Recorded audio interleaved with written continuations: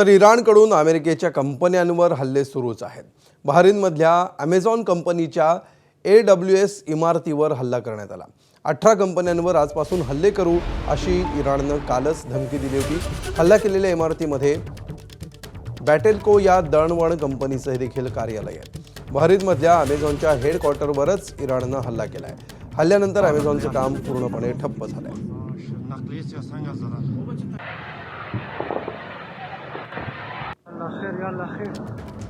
तर एकीकडे आखाती युद्ध पेटलेलं आहे, दुसरीकडे भारताचे LPG टँकर्स कसे बसे होर्मुझची सामुद्रधुनी पार करून भारताची पश्चिम किनारपट्टी गाठतात। हा प्रवास खरोखरच जीवघेणा ठरतोय।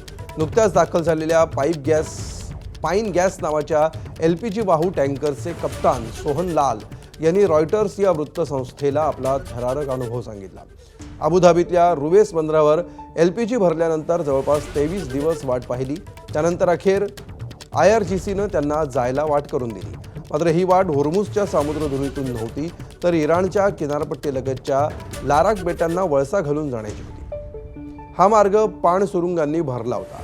वर आकाशातून अमेरिका आणि इस्रायलची क्षेपणास्त्र जवळच्याच बंदर अब्बासवर भडीमार करत होती आणि खाली समुद्रातून काडी पडली तरी भडका उडेल अशा अवस्थेमध्ये LPGनं भरलेलं पाईन गॅस जहाज जात होतं। मात्र नशीब बलवत्तर निघालं। या जहाजानं मृत्यूला चकवा दिला आणि ओमानचं आखात गाठलं। तेथे भारतीय नौदलाच्या मदतीनं पुढील मार्गक्रमण केलं।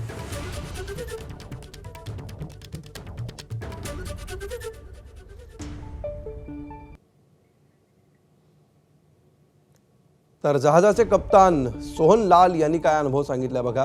28 फेब्रुवारीला अबुधाबीजवळच्या रुवेस बंदरावर भारतीय टँकर पाईन गॅसनं LPG भरला।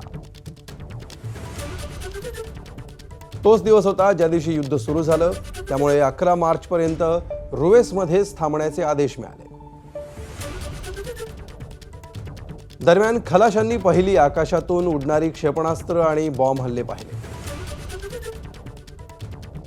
27 मार्चला IRG कडून जहाजाला भारताकडे मार्गक्रमण करण्याची परवानगी मिळाली।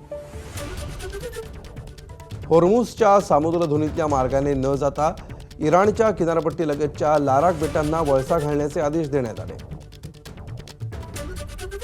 लाराक बेटाला वळसा घालून जाण्याचा मार्ग अपरिचित होता। इराणच्या पाण सुरुंगांनी भरलेला होता।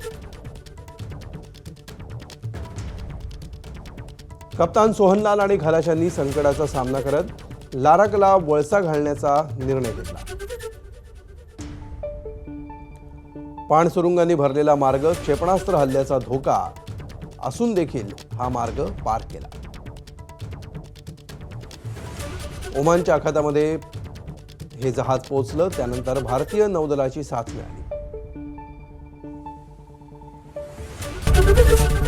ABP माझा, उघडा डोळे बघा नीट।